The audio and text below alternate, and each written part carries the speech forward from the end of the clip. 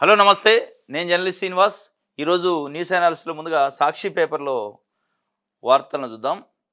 దారి ఖర్చులు దండగైనయట. ఒక్క రూపాయి ఒప్పందాలు లేకుండానే ఒట్టి చేతులతో వెనక్కొచ్చారట చంద్రబాబు నాయుడు గారు, లోకేష్ గారు. దావోసు పర్యటన జనవరిలో ఉందంటే జూన్ 12 నుంచే స్టార్ట్ చేశారు. జూన్ 12కి చంద్రబాబు నాయుడు గారు ప్రమాణ స్వీకారం చేస్తే ఇక అయిపోయింది. దావోస్ నుంచి లక్షల కోట్ల రూపాయలు మూటలు కట్టుకోవచ్చని అన్నారు. ఒక్క రూపాయి లేదు. ఒక్క రూపాయి రాకపోగా 80,00,00,000 రూపాయలు దారి ఖర్చులైనయి. ప్రభుత్వం ప్రజల సొమ్ము. 80,00,00,000 పెట్టి తండ్రి కొడుకు పోయి ఫోటోలకు ఫోజులు ఇచ్చారాడ అనేది ఇవాళ ప్రజలు మాట్లాడుకుంటున్నారు. ఎందుకంటే పక్కనున్న తెలంగాణ రాష్ట్రానికి సంబంధించి 1,79,000 రూపాయలకి ఒప్పందాలు చేసుకొని వచ్చిండు కొత్తగా ముఖ్యమంత్రి అయిన రేవంత్ రెడ్డి. నాకు 45 సంవత్సరాల రాజకీయ అనుభవం ఉంది, విజన్ ఉంది. విజన్ 2020 చేసిన, విజన్ 2047 నాది. 14.5 సంవత్సరాలు ముఖ్యమంత్రి చేసినా మళ్ళీ ఇప్పుడు నడుస్తుంది అని చెప్తున్నాం. నాకు బిల్ గేట్స్ నుంచి, బిల్ క్లింటన్ నుంచి అసలు ఈ ప్రపంచంలో తెలవనోళ్ళు లేరంటారు. ఏమైంది మరి? ఎడిపోయినాయి ఆ పరిచయాలు? ఎక్కడ పోయింది విజను? అంటే ఏం లేదు, మొత్తం బూడిద చేసి వచ్చారు. అవి ఫోటోలకు పోజులు ఇచ్చి పాంప్లెట్లు పంచుకుంటా, సంతలో పాంప్లెట్లు పంచుతారు కదా, అట్లా పంచి వచ్చారు. మా రాష్ట్రం ఉంది ఒకటి, మా రాష్ట్రానికి రండి, నేను ముఖ్యమంత్రి అయినా ఓ నీ సంగతి తెలుసురా నాయన, నువ్వు ఆల్రెడీ 14.5 ఏళ్ళు చేసినావు. ఇప్పుడు ఆడ చూశారు కదా, దావోస్లో చాలాసార్లు పోయింది ముఖ్యమంత్రి గారు. మరి ఎందుకో దావోస్లో చాలాసార్లు పోయింది ముఖ్యమంత్రిగా చంద్రబాబు నాయుడు గారు కాబట్టి నమ్మలేదా అనేది కూడా ఒక ప్రశ్న. అయితే ఇక్కడ ప్రధానంగా రెడ్ బుక్ రాజ్యాంగంతో ఏపీలో పెట్టుబడులకు పారిశ్రామికవేత్తల విముఖత, ఎంఓయూలకు ఏ ఒక్కరు ముందుకు రాని వైనం, ప్రసంగాలు, ప్రెస్ మీట్లు, సొయ్య గొప్పలకే బాబు పరిమితం, మహారాష్ట్రకు 16 లక్షల కోట్లకు పైగా పెట్టుబడుల వరద. 2022లో దావోస్లో 1,26,600 కోట్లతో వైఎస్ జగన్ పెట్టుబడులు ఒప్పందాలు. దాదాపు 6 నెలల ముందు నుంచే దావోస్ పర్యటనపై హడావుడి, విమానం దెక్కముందే జాతీయ మీడియా పబ్లిసిటీ, వరుస భేటీలు, తన పుట్టినరోజును కూడా పట్టించుకోకుండా ఎముకలు కొరికే చలిలో చిన్నబాబు పాదయాత్ర. అప్పుడు ఐటీ, ఇప్పుడు ఏఐ, బిల్గేట్స్తో బాబు ఫోటోలు అంటూ ప్రచారం దంచికొట్టిన ఆంధ్రజ్యోతి, ఈనాడు. అయిపోయింది. అసలు ఎముకల కొరికే చలిలో నడుచుకుంటూ పోతున్న లోకేష్ మనం చూడాలని నమ్మాల. ఇక అసలు అక్కడ లోకేష్ తప్ప ఎవడు లేడు, జనాలే లేరు ఆ చలిలో, ఇక అందరూ మనుషులు లేరు, ఆయన ఒక్కడే ఉండు అన్నట్టు రాశారు నిన్న ఆంధ్రజ్యోతి పేపర్లో. ఇవాళ ఆంధ్రజ్యోతి, ఈనాడులో ఏం రాశారంటే, పెట్టుబడులకు ఆహ్వానించిండు, చాలా బ్రాండ్ ఇమేజ్ పెరిగింది. ఏం పెరిగింది? ₹1 రాకుండా యాడ్ నుంచి పెరిగింది బ్రాండ్ ఇమేజ్. అసలు ఎక్కడ నిస్సంకోచంగా ఆంధ్రజ్యోతి, ఈనాడు పేపర్ అయితే భజన, మామూలు భజన లేదు, ఫుల్ భజన ఉంది. మనం నిన్నే మాట్లాడుకున్నాం, ఇదేదో తేడా కొడుతుంది. అందుకే ఆంధ్రజ్యోతిలో, ఈనాడులో ఎక్కడ ఫిగర్స్ రాయలే, ఇగో ఇన్ని లక్షల కోట్ల ఒప్పందం అని. ఇవాళ కూడా రాయలే. సక్సెస్ అయిందని రాశారు. ఏంటిది సక్సెస్ అంటే, కొడుకుని దేశపోయి అంతర్జాతీయ నాయకులకి, అదే వ్యాపారవేత్తలకి, జాతీయ మీడియాకి పబ్లిసిటీ చేయగలిగింది. అదైతే అయింది. 80 కోట్ల రూపాయలకు సంబంధించి ప్రజల సొమ్మును తీసిపోయి కొడుకుని పబ్లిసిటీ చేసుకొని వచ్చిండు. అది ఒక్కటి సక్సెస్ అయింది తప్ప మిగతా సక్సెస్ కాల. అయితే సరే, ఇది ఎందుకు సక్సెస్ కాలేదని వివరాల్లోకి పోతే, ప్రధానంగా ఇవాళ మేధావులు, దానికి సంబంధించిన నిష్ణాతులు మాట్లాడేది ఏంటంటే, నిపుణులు, చంద్రబాబు నాయుడు గారు అండ్ లోకేష్ గారు కానీ, తెలుగుదేశం పార్టీ కానీ, తెలుగుదేశం పార్టీకి భజన చేసి ఆంధ్రజ్యోతి, ఈనాడు పత్రికలు, టీవీ5 లాంటి ఛానల్స్ కానీ, జగన్మోహన్ రెడ్డి గారు 2019లో ముఖ్యమంత్రి అయిన దగ్గర నుంచి ఈ రోజు వరకు ఇవాళ కూడా వార్తలు రాశారు. రాష్ట్రం విధ్వంసం అయిపోయింది, రాష్ట్రం అప్పుల పాలైపోయింది, రాష్ట్రంలో ఏం లేదుగా, మొత్తం ప్రజల ఆస్తులు ధ్వంసం అయిపోయినాయి, రాష్ట్రమే ధ్వంసమైంది, రాష్ట్రం బూడిదైపోయిందని రాశారు. ఇప్పుడు అధికారంలోకి వచ్చాక కూడా చంద్రబాబు నాయుడు గారు లాంటి అంత సీనియర్ నాయకుడు కూడా రాష్ట్రం విధ్వంసం అయిపోయిందని చెప్తుండే. ఎక్కడ పడితే అక్కడ. అది ఢిల్లీ అని లేదు, హైదరాబాద్ అని లేదు, అమరావతి అని లేదు. ఇక విధ్వంసమైన రాష్ట్రంలో ఎట్లా మేము పెట్టుబడులు పెట్టాలని వాళ్ళు అడుగుతున్నారు. మీ రాజకీయాల కోసం, మీ రాజకీయంగా ఎదుటిని కౌంటర్ చేయడం కోసం విధ్వంసం అనే పదాన్ని వాడి ఇలా మొత్తం రాష్ట్రమే డిస్ట్రాయ్ అయిందని మీరు చెప్పిన తర్వాత ఎట్లా నమ్మాలి, ఇక్కడ వచ్చి ఎట్లా పెట్టుబడి పెట్టాలనే ప్రధానమైన సమస్యతో ఇలా పెట్టుబడులు రాలి. వేరే ఏం లేదు. చంద్రబాబు నాయుడు గారి మాటల్ని విశ్వసించలేదు. చంద్రబాబు నాయుడు గారి మాటకి చేతకి తేడా ఉంటుందనేది ఈ రాష్ట్రంలో ఉన్న 5 కోట్ల మంది ప్రజలకే కాక దావోస్లో పెట్టుబడిదారులు ఎవరైతే ఉన్నారో వాళ్ళకు కూడా తెలిసింది. అందుకే వీళ్ళు పబ్లిసిటీ పాంప్లెట్లు పట్టుకొని తిరిగితే ఆ పాంప్లెట్లు కూడా కొంతమంది తీసుకోలేదట. కొంతమంది తీసుకొని కాసేపు కూర్చొని ఏ కాడికి వచ్చిందంటే పరిస్థితి, అంటే బయట నిపుణులు మాట్లాడేది. ఇంత లెక్క వచ్చిన 80,00,00,000 పెట్టి కొడుకుని అంటే వేసుకొని వచ్చిన మరీ పరువు వద్ద నాతో ఒక ఫోటో అన్న దిగే కాడికి, ఫోటో అన్న దిగండి అని బతిలాడుకునే కాడికి వచ్చింది. బిల్ గేట్స్‌తో ఒక ఫోటో, ఆయన అసలు నేను మొహంకెళ్ళి కూడా చూడట్ల, ఫోటో దిగారు. సరదాగా ఉన్నట్టుగా, సంతోషంగా ఉన్నట్టు. ఆంధ్రజ్యోతి ఈనాడులోని ఇంకొక అడుగు ముందుకేసి బిల్ గేట్స్ సంతోషపడ్డాడు చంద్రబాబు నాయుడుని కలవటానికి. చంద్రబాబు నాయుడుని గారిని కలవటానికి బిల్ గేట్స్ సంతోషపడటానికి ఈయనేమన్నా ఆయనకంటే పెద్దోడా? ఇగో ఇట్లా రాస్తారన్నమాట. ఎవరిని బ్లేమ్ చేయదలుచుకున్నారు, ఎవరిని బ్లఫ్ చేస్తారు ప్రజల్ని ఇంకా? 2022లో జగన్మోహన్ రెడ్డి దావోస్‌కు పోతే 1,26,6,000 కోట్లు తెచ్చిండు. కొత్తగా ముఖ్యమంత్రి అయిండు.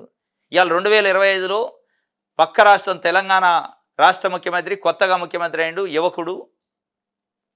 ఆయన కూడా 1,79,000 కోట్ల రూపాయలు పెట్టుబడులు తెచ్చిండు. అంటే ఎవరిని నమ్మట్లేదు, ఎవరిని నమ్ముతున్నారు, ఎవరి ఇన్ఫ్లుయెన్స్, ఎవరి బ్రాండ్ ఇమేజ్ ఏందనేది ఇక్కడ అర్థమవుతుంది. జగన్మోహన్ రెడ్డిని నమ్మి పెట్టుబడులు పెట్టి, రేవంత్ రెడ్డిని నమ్మి పెట్టుబడులు పెట్టి, మహారాష్ట్ర గవర్నమెంట్ నమ్మి 16 లక్షల పెట్టుబడులు పెట్టడానికి ముందుకు వచ్చినాక చంద్రబాబు నాయుడు గారిని ఎందుకు నమ్మలే? నాది ఏఐ టెక్నాలజీ విజన్ అంటే నీ విజను, నీ కథ నీ దగ్గర పెట్టుకో అనే పరిస్థితికి ఎందుకు వచ్చింది? కనీసం ఫోటో కూడా దిగిన వాళ్ళు కొంతమంది ఉండరు, పాంప్లెట్ కూడా తీసుకున్న వాళ్ళు ఉండరు కొంతమంది. అంటే క్రెడిబిలిటీ సమస్య ఉంటుంది ఇక్కడ. క్రెడిబిలిటీ సమస్య. రాజకీయాల కోసం, తన స్వార్థం కోసం ఏదైనా చేయడానికి సిద్ధమైన నాయకుడు అనేది ఒక పేరు పడ్డ తర్వాత అంత ఈజీగా రాదు. వ్యాపారస్తులు ఏంది, వాళ్ళకి లాభాల కోసం అవుతారు, ఎట్టబడితే అటు రారు కదా. క్రెడిబిలిటీ లేని కాడ, విశ్వాసం నమ్మకం లేని దగ్గర పెట్టుబడి పెట్టడు. పెట్టుబడికి ప్రధానంగా ఒక మెట్టు, ప్రధానమైన మొదటి మెట్టు ఏంటంటే విశ్వాసం, నమ్మకమే. ఆ రెండు లేని దగ్గర ఎట్లా వచ్చి పెట్టుబడి పెడతారు? ఎందుకంటే మీరు మాట్లాడిన మాటలు, మీరు ఆంధ్రజ్యోతి, ఈనాడు పేపర్ క్లిప్పింగ్ తీసి చూడండి. 2019 నుంచి ఈ రోజు వరకు వాళ్ళ బ్యానర్ ఐటమ్స్ చాలు, మొత్తం పేజీ కూడా అవసరం లేదు. వాళ్ళు పెట్టిన బ్యానర్ ఐటమ్స్ రాష్ట్రం మీద జిమ్మిన విషం, రాష్ట్రం ఏదో అయిపోయింది, విధ్వంసం జరిగింది, ఇక మొత్తం కాలిపోయింది, బూడిదైంది, శ్రీలంక అయింది, మలేషియా అయింది, ఇంకేందో రాశారు, థాయిలాండ్ అయిందని. ఇక అంత అయిన తర్వాత ఎవరు వచ్చి పెట్టుబడి పెడతారు? దీన్ని వాళ్ళు చూడరా పేపర్లు ట్రాన్స్లేషన్ చేసుకొని? కాబట్టి ఇది స్వయం కృతాపరాధమే. ఇవాళ పెట్టుబడులు ₹1 రాకపోవడానికి చంద్రబాబు నాయుడు గారు, ఆయనకు భజన చేసే పత్రికలు, టీవీ ఛానళ్ళే, దాంట్లో డౌటే లేదు. దారి ఖర్చులు దండగాయని పాపం ఎవరికి, మనకి మళ్ళా ప్రజల మీదనే దారి ఖర్చులు. వాళ్ళకు పోయేది ఉంది, సరదాగా పోయేచ్చారు. మెడికల్ కళపై కత్తి. 2025-26లో కొత్త కాలేజీల కోసం ఎన్ఎంసీకి దరఖాస్తు చేయడం లేదని కూటమి సర్కారు వెల్లడి. అయిపోయా. నూతన కాలేజీలను ప్రైవేటు పరం చేసేందుకు సన్నద్ధం. ఇప్పటికే 700 ఎంబీబీఎస్ సీట్లు కోల్పోయిన విద్యార్థులు ఈసారైనా కొత్త కాలేజీలు వస్తాయన్న ఆశతో లాంగ్ టర్మ్ శిక్షణతో సిద్ధం. 2 ఏళ్లలో ఏకంగా 2,450 సీట్లు నష్టపోతున్న వైనం. కొత్త వైద్య కళాశాలల సేఫ్ క్లోజ్ కమిటీ, పీపీపీ పద్ధతిలో ప్రైవేటుకు కొత్త వైద్య కళాశాలలు నిలిపేసిన నిర్మాణాలు పర్యవేక్షణ కమిటీ. అయిపోయా. ఇగో ఇక్కడ పులివెందుల మెడికల్ కాలేజీ. జగన్మోహన్ రెడ్డి గారు 17 మెడికల్ కాలేజీలు తెచ్చిండు. 17 ప్రభుత్వ మెడికల్ కాలేజీలు శాంక్షన్ చేయించిండు. దాంట్లో ఒక 7 కాలేజీలు ఆల్రెడీ నిర్మాణంలో ఉన్నాయి, ఒక 4 కాలేజీలు పూర్తయినాయి. జగన్మోహన్ రెడ్డి గారు 2019 నుంచి 24 మధ్యలో ఎన్డీఏలో భాగస్వామ్యపక్షం కాదు, వీళ్ళ ఎంపీలు పోయి అక్కడ మంత్రి పదవులు తీసుకోలే, వాళ్ళ ఎమ్మెల్యేలు వచ్చి ఇక్కడ మంత్రి పదవులు తీసుకోలేదు, ఏది లేదు. ఒక కేంద్రము రాష్ట్రం అనే సంబంధాల్లోనే పోయి 17 మెడికల్ కాలేజీలు తేగలిగాడు. చంద్రబాబు నాయుడు గారు మోడీని నిలబెట్టింది నేను, నాది ఒక కాలు ఉంటేనే ఆయన కుర్చీ ఉంది అంటాడు. 21 మంది ఎంపీలు ఇలా మన దిశ మార్చినాయి అంటాడు. ఎట్లా మార్చినాయి అంటే 17 ప్రభుత్వ మెడికల్ కాలేజీలు ప్రైవేట్ వాళ్ళకి అప్పచెప్పడానికి పనికి వచ్చింది ఈ 21 మంది ఎంపీలని హోల్సేల్గా అక్కడ పెట్టి. ఇదే చేసింది. ఇప్పుడు ప్రభుత్వ కాలేజీలు ఉంటేనేమో పేద విద్యార్థులు ఫీజు రీంబర్స్మెంట్తో చదువుకుంటారు మెడిసిన్. నువ్వు ప్రైవేట్ వాళ్ళకి పీపీపీ అని, ఈ పీపీపీలలో టీపీపీ వస్తారు, తెలుగుదేశం పార్టీ ప్రైవేట్ కంపెనీలు వస్తాయి, వాళ్ళు కొనుక్కుంటారు. ఎవరు కొంటారు మెడికల్ కాలేజీలు? బడుగు బలహీన వర్గాలు, చిన్నోళ్ళు కొంటారా? డబ్బులు ఎక్కువయ్యి ఏం చేయాలో తెలియని వాళ్ళు కొంటారు, వ్యాపారం చేసేటోళ్ళు కొంటారు. వ్యాపారం చేసేటోడికి మెడికల్ కాలేజీని అప్పచెబుతారు ఇప్పుడు చంద్రబాబు నాయుడు గారు. అసలు ఈ సంవత్సరం అయితే ఒక మెడికల్ కాలేజీ కూడా అప్లై చేయలేదట నేషనల్ మెడికల్ కౌన్సిల్ వాళ్ళకి. వాళ్ళు ఆశ్చర్యం వ్యక్తం చేశారట. ఇంత పెద్ద సీనియర్ నాయకుడు ముఖ్యమంత్రి అయ్యిండు. ఒక్క మెడికల్ కాలేజ్‌కి అప్లై చేయలేదు. ఉన్న కాలేజీలో మాకు వద్దని పోయినసారి లెటర్ రాశారు. ఏంది కథ అని. దీని వెనకున్న ఎజెండా ఏందంటే, అసలు ముందున్న జగన్మోహన్ రెడ్డి తెచ్చిన ప్రభుత్వ కాలేజీని ప్రైవేట్ వాళ్ళకి అప్పజెప్పి, ఆయన సంబంధించిన వ్యక్తులకి వాళ్ళు సీట్లు 2,00,00,000కో, ₹1,00,00,000కో ఒక్కొక్క సీట్ అమ్ముకొని, మళ్ళీ అక్కడ ఎవరొస్తారు? పేద విద్యార్థి వర్తున్నోడు రాడు. డబ్బులున్నోడు డాక్టర్ అయితాడు. డబ్బులున్నోడు డాక్టర్ అయితే ఏమైద్ది? వైద్యం ఉండదు. సంపుతారు జనాల్ని. ఇక అదే అయిద్ది. ఇప్పుడు ఎందుకంటే ప్రైవేట్ కాలేజీలు, మెడికల్ కాలేజీలు ప్రైవేట్ వాళ్ళకి పోయినాయి అంటే, ఆ సీట్లు సామాన్యుడు ఆ గేట్ కూడా దాకలేడు. డబ్బులు లేనోడు ఆ మెడికల్ కాలేజీ గేట్ దాటి లోపలికి కూడా పోలేడు. డబ్బులు ఉన్నోడికి చదువు రాదు. చదువు రానోడే సీట్లు కొనుక్కుంటాడు. చదువు వచ్చినోడు నీట్లో ర్యాంక్ కొట్టి సీటు కొడతాడు. వర్త్ లేనోడు ప్రైవేట్ కాలేజీల కాడికి పోయి ఎంత కావాలో కట్టుకో, మాకు సీటీ డాక్టర్ కావాలి మా ఆవిడ అంటాడు. వాడు డబ్బులు కట్టి చదివేటోడు ఏం వైద్యం ఉంటుంది? ఏం వైద్యం ఉండదు. కోసి పండబెడతాడు, సంపుతాడు మనుషుల్ని. అంటే ఇక్కడ కూడా పేద ప్రజలకే నష్టం. ఇప్పుడు రేపు కోసి ఎవరు బాధితులు? మళ్ళీ ఈ చనిపోయేది ఈ నకిలీ వర్త్ లేని డాక్టర్ వల్ల పేద ప్రజలే. ఎవరు సీట్లు నష్టపోతాయి? పేద ప్రజలని సీట్లే. ఎవరు డాక్టర్లు కాకుండా పోతారో? పేద ప్రజలే. ఇది నేను తీసుకొచ్చిన మార్పు, నా విజన్ అంటాడు చంద్రబాబు నాయుడు. ఇది ఆ విజను? పేదోళ్లకు వెనుపోటు పోవటం విజన్ అంటారా? మొత్తానికి మెడికల్ కాళ్ళపై కత్తి అట. ఆ కత్తి అయిపోయింది, కట్ చేసిండు. పోలవరానికి ఊరేసి బనకచెర్లకు గోదావరి ఎలా? గోదావరి బనకచెర్ల అనుసంధానంపై కేంద్రానికి రాష్ట్రం పంపిన నివేదికపై నిపుణుల విస్మయం. పోలవరం ప్రాజెక్టులో 42 మీటర్లు నుంచి బనకచెర్లకు నీటిని తరలించేలా ప్రతిపాదన. నిన్న ఒక ప్రతిపాదన పంపారు కేంద్ర ప్రభుత్వానికి రాష్ట్రం. బనకచెర్ల అనేది ఒకటి కట్టుకుంటాం మేము, డ్యాము లాంటిది చిన్న ప్రాజెక్టు. పోలవరంలో నీటి మట్టం 42 మీటర్లు దాటిన తర్వాత దాని నుంచి తరలించుకుంటాం. అంటే గోదావరి నీళ్ళని తీసుకుపోయి నాగార్జునసాగర్ కాలువలో వేసి దాని నుంచి రాయలసీమకి నీళ్ళు ఇస్తామన్నారు. వాళ్ళు కేంద్ర ప్రభుత్వం విస్మయం వ్యక్తం చేసింది. ఈ నీటి రంగ నిపుణులు ఉంటారు కదా, ఇరిగేషన్ నిపుణులు, వాళ్ళు కూడా విస్మయం. 42 మీటర్ల నీళ్లు ఉన్నప్పుడు బనకచెర్లకు వదులుకుంటాం అన్నాడు. అసలు దాని కెపాసిటీ 41 మీటర్లకు ఒప్పుకొని వచ్చారు. కేంద్రం దగ్గర 41 మీటర్లకు మేము ఓకే అన్నారు. 45 మీటర్ల ఎత్తు వరకు నీళ్లు ఉంచుకునే అవకాశం జగన్మోహన్ రెడ్డి టైంలో ఉండే. దాన్ని 41 మీటర్లకు ఒప్పుకొన్నాడు. ఒప్పుకొని 42 మీటర్లకు మాకు నీళ్లు వదులుకుంటాం బనకచెర్లకు పర్మిషన్ ఏంటంటే వాళ్ళకి ఏం అర్థం కాలే. అసలు ఆయన అర్థం కాక పంపినా మనకు అర్థం కావట్లేదు, మనం ఏమైనా కన్ఫ్యూజ్ అయినామని అది మతలబ్ బట. ఇగో కానీ ప్రాజెక్టులో నీటి మట్టం 41.15 మీటర్లకే అంగీకరించిన రాష్ట్ర ప్రభుత్వం ఆ స్థాయిలో నీటిని నిల్వ చేస్తే ఆయకట్టుకే నీళ్లు అందమంటున్న నిపుణులు. 41.15 మీటర్లకు ఓన్లీ పోలవరం ఆయకట్టుకే సరిపోవట. మళ్ళీ నువ్వు బనకచెర్లకు ఎప్పుడు తీసిపోతావు? ఇక బనకచెర్లకు జలాల తరలింపు అసాధ్యమని స్పష్టీకరణ. 45.72 మీటర్లలో నీటిని నిల్వ చేస్తేనే వరదన గరిష్టంగా ఒరిచిపట్టే అవకాశం ఉంది. ఆ 45 పాయింట్ అది మర్చిపోవటమే. ఈ 41 పాయింట్ ఉంటుంది, 42 పాయింట్ కూడా ఇగో పోలవరానికి బనకచెర్ల గోదావరి ఎలా 41.15 మీటర్ల ఎత్తు వరకే నీటి నిల్వ చేసేలా పోలవరం ప్రాజెక్టును పూర్తి చేసేందుకు నిధులు ఇస్తామని రాష్ట్ర ప్రభుత్వానికి కేంద్రం రాసిన లేఖ. కిమ్మన్లే ఎస్ సరే సార్ జీ హుజూర్ అన్నాడు. రాష్ట్ర ప్రభుత్వానికి కేంద్రం లెటర్ రాసింది 20వ తారీఖు 28/8/2024 రోజు, ఆగస్టు 28 రోజు. మేము 41.15 మీటర్లు తగ్గిస్తున్నాం, అట్లయితే నిధులు ఇస్తామంటే సరే జీ హుజూర్ అన్నాడు. మళ్ళీ నిన్నేం పంపిండు? పోలవరం ప్రాజెక్టులో 42 మీటర్ల ఎత్తు నుంచి బనకచెర్ల క్రాస్ రెగ్యులేటర్ గోదావరి జలాన్ని తరలిస్తామంటే కేంద్ర జలశక్తి శాఖకు రాష్ట్ర ప్రభుత్వం పంపిన ప్రతిపాదన. దీనికి ఏమైనా పొంతనుందా? 41.15కే మేము నిధులు ఇస్తాం, దానికైతేనే ఓకే అంటే నీవు జీ హుజూర్ అండి. మళ్ళీ 42 మీటర్ల ఎత్తు తర్వాత మేము నీళ్ళు తీసుకుంటాం అంటే వాళ్ళకి ఏం అర్థం కాక ఇక అసలు ఇదంతా అయ్యే కథ కాదని వదిలేసినట్టుంది. రైట్, ఇది ఒక వార్త. అయితే నేతాజీ పోరాటం నేటి యువతకు ఆదర్శనీయం, వైఎస్ఆర్సీపీ అధినేత మాజీ సీఎం వైఎస్ జగన్ స్పష్టీకరణ అని ఒక వార్త రాశారు. స్వతంత్ర సమరయోధుడు నేతాజీ సుభాష్ చంద్రబోస్ జయంతి సందర్భంగా వైఎస్ఆర్సీపీ అధ్యక్షులు మాజీ ముఖ్యమంత్రి వైఎస్ జగన్మోహన్ రెడ్డి గురువారం నివాళులర్పించారు. భారతదేశ స్వాతంత్ర్య ఉద్యమం కోసం నేతాజీ సుభాష్ చంద్రబోస్ చేసిన పోరాటం నేటి యువతకు ఆదర్శనీయం. ఆజాద్ హింద్ ఫౌజ్ను స్థాపించి భారతీయుల్లో పోరాట స్ఫూర్తి నింపిన యోధుడు ఆయన. నేడు ఆ మహనీయుడు జయంతి సందర్భంగా నివాళులు అంటూ వైఎస్ జగన్ సోషల్ మీడియా వేదికగా ఎక్స్లో పోస్ట్ చేసిండట. అంటే నిన్న నేతాజీ సుభాష్ చంద్రబోస్కు సంబంధించి జయంతి ఉంది. ఆ జయంతి సందర్భంగా ఆయన చేసిన స్వతంత్ర పోరాటాన్ని గుర్తు చేసుకుంటూ ఎక్స్లో పోస్ట్ చేసిండు. రైట్. ఇది సాక్షికి సంబంధించి. నారాయణ విద్యార్థి ఫీజులంకు ఫీజు చెల్లించలేదని గంటల తరబడి బయట నిలబెట్టిన యాజమాన్యం అవమానంగా భావించి కళాశాల 3వ అంతస్తు పైనుంచి దూకిన ఇంటర్ ఫస్ట్ ఇయర్ విద్యార్థి. అక్కడికక్కడికే మృతి. అనంతపురంలో ఘటన. అసలు ఈ నారాయణ శ్రీ చైతన్య ఈ విద్యా సంస్థల ఆగడాలకు అంతులేదు. వాళ్ళు ఒక రకంగా అది విద్యా సంస్థ కాదు. అది ఎట్లుంటుందంటే ఒక రౌడీ షీటర్ల దందా లెక్క ఉంటుంది. విద్యా సంస్థలు అనటానికి లేదు అది.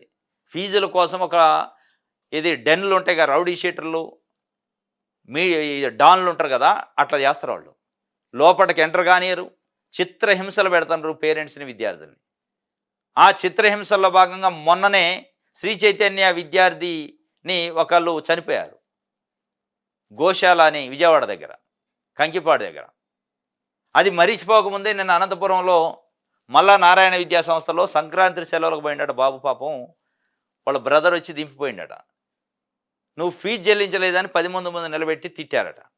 ఆ అవమానాన్ని భరించలేక, తిట్టడం అంటే మామూలు తిట్టడం కాదు, పిచ్చి పిచ్చిగా, నువ్వు ఫీజు కట్టలేనోడివి ఎందుకు వచ్చినావు, నీ స్థాయి లేనోడు ఎందుకు వచ్చినావు ఈ కాలేజీలో చదవటానికి, ఒక రకంగా ఈ జీవితం చీ అనే విధంగా తిట్టారట. పోయి 3వ అంతస్తు పైకి లెక్చరర్ల ముందే దూకిండట కింద. తలకి బలమైన గాయం తగిలి పాపం అక్కడెక్కడే స్పాట్ డెడ్. ఈ నారాయణ జులుముకి ఒక అంతు అడ్డు అదుపు లేదు. దానికి ప్రధాన కారణం అధికార పార్టీ. ఇవాళ ఈ నారాయణ సంస్థల అధినేత, ఆయన పేరు కూడా నారాయణ, మళ్ళా మున్సిపల్ శాఖ మంత్రి, క్యాబినెట్లో ముఖ్యమంత్రి చంద్రబాబు నాయుడు గారు చెబుతున్నారు నీతి నియమాలకి మేము పెట్టింది పేరు మచ్చలేని జీవితం అంటాడు. ఈ మచ్చలన్నిటి మరి లోకేష్ గారు నేను విద్యా వ్యవస్థను సంస్కరిస్తా అంటాడు. సంస్కరించాల్సింది ఇక్కడ మీరు మీ మాటలతోనే చేస్తారు తప్ప ఇవన్నీ ఉట్టిముచ్చట్లు. ఇది ఈ ఫీజులోకి విద్యార్థి బలైన పాపం ఫీజు చెల్లించలేదని గంటల తరబడి బయట నిలబెట్టిందట యాజమాన్యం. అవమానంగా భావించి కళాశాల 3వ అంతస్తు పై నుంచి దూకిందట ఇంటర్ ఫస్ట్ ఇయర్ విద్యార్థి అనంతపురంలో. ఇక దీనిపైన వేయాలి ఎంక్వైరీ, దీనిపైన శిక్షలు వేయాలి. కానీ వేస్తారా? వేయరు. ఎందుకంటే అందులో క్యాబినెట్లో మంత్రి ఆయన కాదని వీళ్ళు ఏమైనా చేస్తారా? వీళ్ళు చేస్తే వీళ్ళకి ఫండ్ యాడ్ నుంచి వద్ది, వీళ్ళకి డబ్బులు పెట్టేదే ఆయన. కమలంలో కలకలం అంట. పురంధరేశ్వరి సోమవీర్రాజు మధ్య బగ్గుమన్న విభేదాలు. బీజేపీ జిల్లా అధ్యక్షుడి నియామకంలో తలోదారి. ప్రమాణ స్వీకార సమయంలో ఇద్దరి మధ్య మాటల యుద్ధం. పార్టీని క్షేత్రస్థాయిలో బలోపేతం చేయాలన్న వీర్రాజు, బలంగా ఉంది కాబట్టి ఎన్నికల్లో గెలిచామని చిన్నమ్మ. ఇక వీళ్ళిద్దరు, పాత అధ్యక్షుడు కొత్త అధ్యక్షురాలు. ఉప్పు నిప్పు అయిందట, నలిగిపోతుంది బీజేపీ క్యాడర్ కింద.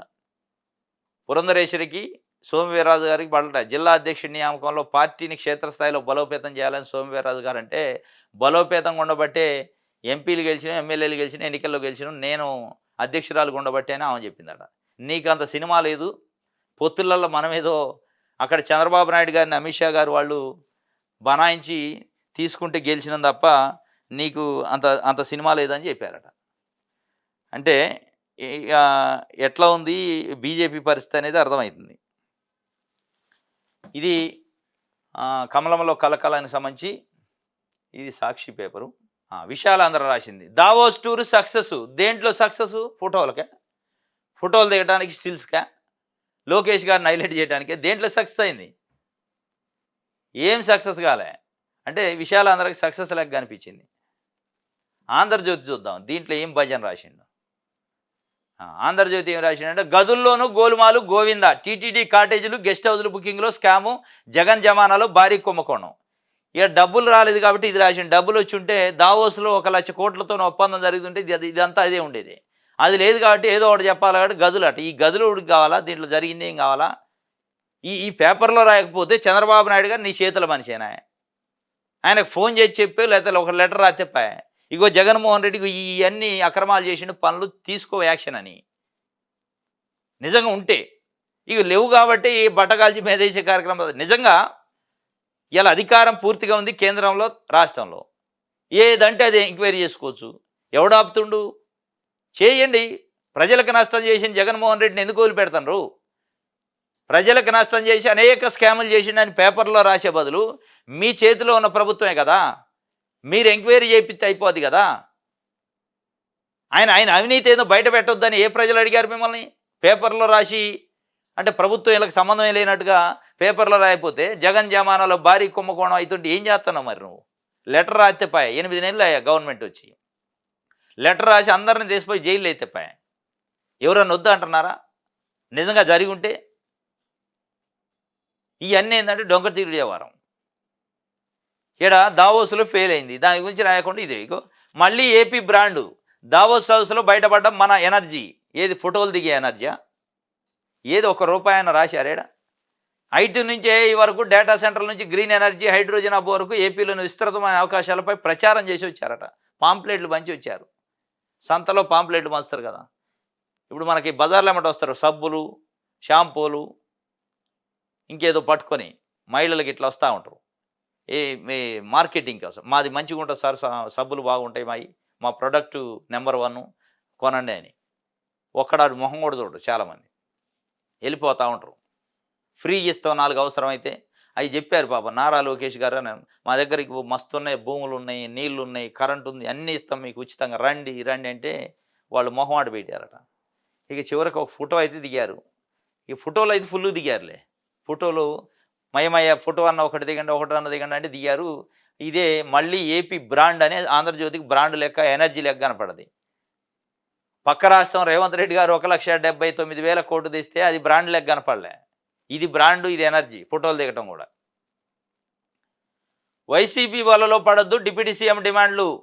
పార్టీ క్రమశిక్షణ అతిక్రమణే. కూటమి పార్టీలు విభేదాల కాలకేయులు ఎదురు చూస్తున్నా అందరం అప్రమత్తంగా ఉండాలి. టీడీపీ నేతలకు పల్లా పిలుపు. పార్టీలో బాబు తర్వాత లోకేష్ అని అచ్చెన్నాయుడు గారు చెబుతుండు. నువ్వు చెప్పినా చెప్పపోయినా ఆయన నీ చెప్పుడు కోసం ఆయన ఆగుతాడు. పల్లా శ్రీనివాసరావు గారు పార్టీ అధ్యక్షుడు ఆంధ్రప్రదేశ్కి. ఆయన చెబుతుండు వైసీపీ వలలో పడొద్దు అని. ఎవరు పడ్డారు? ఎవడు పడలే. వైసీపీ వల ఎక్కడిది అసలు? వలే లేదా? వల మీరేయబోయారు జనసేనకి. వల వేసి దాన్ని లాగి ఆయన దేశపోయి పక్కన పడేయాలని చూశారు. అది పారలే. పారపోయేటాలకి రివర్స్ అయింది. లేదంటే ఒకరోజు లేట్ అయ్యింటూ నువ్వు కూడా ప్రకటించేటోడే. లోకేష్ గారు ఉప ముఖ్యమంత్రి గారు అర్హుడే, ఎందుకు ఇయ్యరు అని. స్టార్ట్ అయింది క్యూలో. తర్వాత నీదే ఉంది లిస్టు. ఎప్పుడైతే చంద్రబాబు నాయుడు గారు ఎవరు మాట్లాడొద్దు అన్నారో ఇక నువ్వు మళ్ళీ వచ్చి బయటికి చెప్తున్నావు వైసీపీ వలలో పడొద్దు అని. వలలో పడొద్దు. ఆయన వల ఎత్తే కదా పట్టడానికి. ఇప్పుడు వల వేసే అవకాశం మీకే ఉంది. ఏదో వేశారు, ఒక గోల్ వేశారు. అయితే ఉప ముఖ్యమంత్రి కాకపోతే చూద్దాం పవన్ కళ్యాణ్ రెస్పాన్స్ ఎట్లుంటుందంటే చాలా వైలెంట్గా వచ్చింది రెస్పాన్స్. ఇది ఎటేటో పోయేటట్టుందని వెంటనే అలర్ట్ అయ్యారు. ఘనంగా లోకేష్ జన్మదిన వేడుకలో రాష్ట్రమంతా రక్తదాన శిబిరాలు. 7,332 యూనిట్ల సమీకరణ. టీడీపీ కేంద్ర కార్యాలయంలో కేక్ కట్ చేసిన మంత్రి గొట్టిపాటి ఎల్లో సింహం పాటను ఆవిష్కరించిన పల్లా శ్రీనివాస్. విజయనగరంలో 27 మంది విభిన్న ప్రతిభావంతులు దత్తత. ప్రకాశం జిల్లా వైపాలెం హాస్టల్లో పుస్తకాలు, పెన్నులు పంపిణీ. ఘనంగా నారా లోకేష్ గారి జన్మదినం జరిగింది నిన్న. రాష్ట్ర వ్యాప్తంగా చాలాసార్లు చేశారు. సెంట్రల్ పార్టీ ఆఫీసులో కూడా చేశారట రక్తదానం అవన్నీ. నిన్న తెలంగాణలో కూడా ఉస్మానియా సిటీ ఆర్ట్స్ కాలేజీ ముందు కూడా చేశారు కొంతమంది లోకేష్ గారు, చంద్రబాబు నాయుడు గారి అభిమానులు. కేక్ కట్ చేశారు. లోకేష్ బాబు సంబంధించి జన్మదిన శుభాకాంక్షలు అని చెప్పి వాళ్ళు చేసి కొన్ని మీడియాకు కూడా ఇచ్చినట్టుంది. అది ఒక వార్త. ఇంకోటి మార్చి 15 తర్వాత ఎస్సీ వర్గీకరణపై నివేదిక. మరో 45 రోజులు గడువు కోరిన ఏకసభ్య కమిషన్. 13 ఉమ్మడి జిల్లాల పూర్తయిన అభిప్రాయ సేకరణ. 2024 కుల సర్వేపై పునః సమీక్షకి నిర్ణయం. ఎస్సీ వర్గీకరణకు మళ్ళొక 45 రోజులు గడువు కోరిందట ఏకసభ్య కమిషన్. అంటే ఈ 45 రోజుల దాకా ఏ నోటిఫికేషన్ రావు. డిఎస్సి రాదు, గ్రూప్స్ రావు, ఏది రావు. ఎస్సీ వర్గీకరణ కోసం ఏదైతే ఏకసభ్య కమిషన్ వేశారో వాళ్ళు మార్చి 15 తర్వాతనే మేము నివేదిక ఇవ్వగలము అని చెప్పి చెప్పారట. ఇది ఒక వార్త. ఈనాడు చూద్దాం. ఈనాడులో ఏం రాశారు? ఈనాడులో కూడా అదే భజన ఉంటుంది. సక్సెస్ అయింది, గ్రాండ్ సక్సెస్ అని ఉంటుంది. ఇది మా ఏపీ బ్రాండ్. ఏంటిది? ఫోటోలు దిగటం. ఇది మా ఏపీ బ్రాండ్ అని చెప్తుండే ప్రచారానికి తెలిపేలా, ప్రపంచానికి తెలిపేలా దావోసులో సీఎం చంద్రబాబు ప్రయత్నాలు. తెలుసుగా ప్రపంచానికి. కొత్తగా తెలవటమైంది. మీరే 14.5 ఏళ్ళు దేశపై చెప్తారు. కొత్తగా తెలవాల్సింది ఏం లేదు. తెలిస్తే గెలిస్తే మీ పైన నమ్మకం పోయి వాళ్ళు డబ్బులు పెట్టట్లేదేమో. దిగ్గజ పారిశ్రామికవేత్తలతో వరుస భేటీలు. రాష్ట్రంలో పెట్టుబడులకు ఉన్న విస్తృత అవకాశాలపై చర్చ. కొత్త పారిశ్రామిక విధానాల్లోని సౌలభ్యాల ప్రస్తావన. ఈయన ఈ దావోస్ కోసమే దాదాపు 15 పారిశ్రామిక పాలసీలు చేసిండు. పారిశ్రామికవేత్తలకు బెనిఫిట్ చేయడానికట అని చెప్పిండు. అడిగిపోయి మీకోసం ఇగో ఇండస్ట్రియల్ పాలసీస్ మస్తు చేసిను, రెడీగా పెట్టిన మీకోసం, మీ లాభాల కోసం, మీకు బెనిఫిట్ చేయడానికే రండి, రండి అంటే, నీ లాభాలొద్దు, నీ కథొద్దురా నాయనా. నువ్వు విధ్వంసం అయిందంటే ఈ రాష్ట్రానికి ఆడికొచ్చి మేము పెట్టి ఏం చేయాలా? అసలు నిజంగా అయిందా లేదా అది చెప్పు అంటే, లేదు లేదు నేనేదో రాజకీయం కోసం అన్నా, మంచిగానే ఉంది రాష్ట్రం అని చెప్పిండట. అయినా నమ్మలే. ఇదే మన బ్రాండ్ అని ఈయన చెప్తుండు. మరి ఇది ఎట్టెట్ట బ్రాండ్ అయిద్దో ఏం కథో గానీ, రామ్ గోపాల్ వర్మకు 3 నెలలు జైలు శిక్ష పడ్డదట. అరెస్ట్ వారెంట్ జారీ చేసింది ముంబై కోర్టు. దేనికంటే చెక్ బౌన్స్ అయిందట. ఎంత డబ్బులు? రూ. 3,72,000. మరి అంత చిన్న అమౌంట్‌కి ఆయన చెక్ బౌన్స్ దాకా ఎందుకు పోయిండో అసలు ఆయనకు సమాచారం ఉందా లేదు గానీ, వారెంట్ ఇష్యూ అయింది. 3 నెలల జైలు శిక్షతోని. ఆ డబ్బులు ఇస్తే అది క్యాన్సిల్ అయిద్దనమాట. గుడివాడలో అరాచక శక్తట. షాడో ఎమ్మెల్యేగా పెట్టిరేగిపోతున్న తులసిబాబు. వైకాపా హయాంలో రఘురామను చిత్రహింసలు పెట్టిన కేసులో నిందితుడు అప్పటి సిఐడి చీఫ్ సునీల్కు నమ్మిన బంటూ ప్రభుత్వం మారిన తగ్గని హవా ఏనే తులసిబాబు. ఎమ్మెల్యేని కలవాలంటే తులసి కటాక్షం ఉండాల్సిందే. ఎమ్మెల్యే కింద ఎమ్మెల్యేగా పనిచేస్తాడట ఆయన అని మొన్న రఘురామకృష్ణరాజు గారు కూడా అండు. నన్ను వేధించినోడిని ఇలా గుడివాడ ఎమ్మెల్యే దగ్గర పెట్టుకొని ఆయన ఆయన పర్మిషన్ లేనిది అసలు ఆయన గెలవటానికే లేదట. మొత్తం నియోజకవర్గంలో ఏం చేయాలన్నా వెనిగెళ్ల రాము ఎమ్మెల్యే, అసలు ఎమ్మెల్యే. కానీ ఈయన యాక్టింగ్ ఎమ్మెల్యే. ఆయన స్లీపింగ్ ఎమ్మెల్యే అయిపోయిండు, ఆయన యాక్టింగ్ ఎమ్మెల్యే అయిపోయిండు. ఈయన పైన పడ్డది ఇలా ఆంధ్రజ్యోతి, ఈనాడు పేపర్, టీవీ5. ఎందుకు? ఈయన్ని కట్టడి చేయాలి, ఈయన తప్పించాలని వాళ్ళ తపన పాపం. జగన్మోహన్ రెడ్డి హయాంలో ఈయన హవా నడిచిందట. మళ్ళీ ఇప్పుడు కూడా నడవటం అయింది. ఈయన పక్కకు పెట్టాలంటుండు. వెనిగెళ్ల రాము అనే వ్యక్తికి నమ్మిన పడ్డాట. మరి మీరు చెప్పిండని ఆయన ఎట్ట పక్కకు పెడతాడు? కానీ మొత్తానికి ఆయన మీదగా రాయటం మొదలుపెట్టారు. అరాచక శక్తి షాడో ఎమ్మెల్యే పెట్టరేగిపోతుండట. మరి ఎందుకు పెట్టట్లేదు ఆయన కూడా వెనిగెళ్ల రాము? ఎమ్మెల్యేగా మీరున్నప్పుడు మీరు చేయాలి కాని పని మళ్ళీ మీకు ఇంకో షాడో ఎమ్మెల్యే ఏంది? పౌరసత్వ రద్దు ఆదేశాలు నిలిపేసింది అమెరికాలో ఫెడరల్ కోర్టు తీర్పిచ్చింది. మొన్న డొనాల్డ్ ట్రంప్ ప్రమాణ స్వీకారం చేసి చేయడంతోనే పుట్టుకతోనే వచ్చే పౌరసత్వాన్ని రద్దు చేసిండు. అది కాదు పద్ధతి అని దాని మీద కోర్టుకు పోయారు. కోర్టుకు పోతే కోర్టు నిన్న దానికి స్టే ఇచ్చింది. కానీ ఫిబ్రవరి 20 నుంచి దాన్ని అమల్లో కొద్దీ ట్రంప్ ఇచ్చిన ఆదేశాలు అని చెప్పి మొత్తం భారతదేశానికి సంబంధించి ఎక్కువగా అక్కడ ఉన్నోళ్ళు, ఎక్కువ భారతదేశానికి సంబంధించి వేరే దేశాల వాళ్ళు కూడా ఉన్నారు అనుకోండి. భారతదేశం నుంచి పోయి అక్కడ సెటిల్ అయిన వాళ్ళు అంటే ప్రెగ్నెన్సీతో ఉన్నోళ్ళు ముందే డాక్టర్ల దగ్గర పోతున్నాడు. ముందు డెలివరీ చేయండి, ఫిబ్రవరి 20 లోపు మాకు పుట్టినట్టు బర్త్ సర్టిఫికేట్ ఉంటే సిటిజన్షిప్ వద్దని. అంటే అమలు కాలే, ఇంక 20 నుంచి అమలు అయింది కాబట్టి ఈ లోపు ఉంటే డెలివరీ అయిన వాళ్ళకి వర్తిస్తుంది పాత పద్ధతే అని చెప్పి మొత్తం హాస్పిటల్ ఫుల్ అయినాడు, బ్లాక్ అయిపోయినాయట. డాక్టర్లు మొత్తుకుంటున్నారట ఇది కాదు, ఇది కరెక్ట్ పద్ధతి కాదు. అంటే దానికి మెచ్యూరిటీ ఏజ్ రాకుండా 9 మంత్స్ నిండకుండా డెలివరీ చేస్తే ప్రాణాలకు ప్రమాదం వద్దు, మీ సిటిజన్షిప్ తగలబడా, ఇది ఉంటేంది పోతేంది, ప్రాణాల మీద తెచ్చుకోమాకండి అని డాక్టర్లు చెప్తున్నారట. మరి ఆ పిచ్చి ఏందో, ఆ కథ ఏందో, సిటిజన్షిప్ కథ కానీ మొత్తం హాస్పిటల్ బ్లాక్ అయిపోయినాయి. గైనకాలజిస్టులు మొత్తం ఫుల్ బిజీ అట.